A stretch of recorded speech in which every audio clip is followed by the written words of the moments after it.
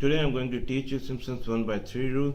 This method is used for finding out the area under a curve, and this is an approximation integration between several points. You can easily recognize this formula with the help of its name, that is Simpson's 1 by 3 rule, because there is a figure of 3 underneath the delta x, which is very prominent in the figure.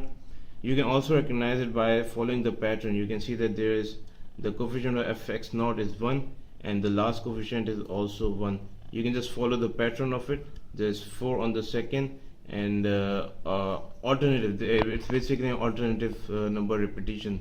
There's 4, 2, 4, and it will carry on so on. So what is delta x in the formula? Delta x is the length of the intervals, which can be found out by b minus a upon n. That will be explained to you later. N should be in even number. What is n? N is the number of intervals.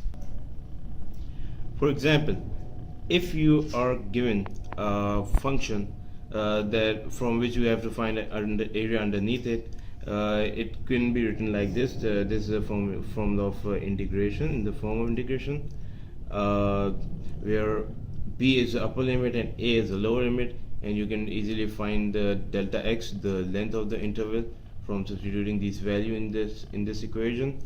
N would be given to you. Those will be the number of interval that you have to take the area out of which. So now we can skip and go to the example.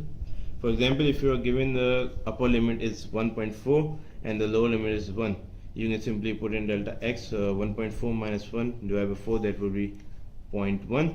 This would be your delta x. That means that you are taking 4 intervals between 1 and 1.4. That would be 1 interval, second, third, and fourth. That can also be called as segments. So look at the equation. This equation is just simplified to easily remember that 4 can be multiplied by different functions, putting in these values. 4 is multiplied by odd number and 2 is multiplied by the even numbers. We can put all these values. For example, you put x1 into this function and you can find the fx1.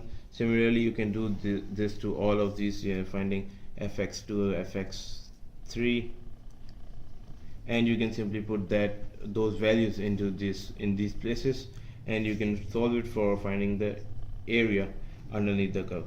Now, why it is called the approximate integration? Because when you are taking out the integrals, it makes a bunch of 2 segments and draws a straight line. So you see this area is left, and this is where the approximation part comes in, that this is only an approximate, not an exact answer to the area under the curve.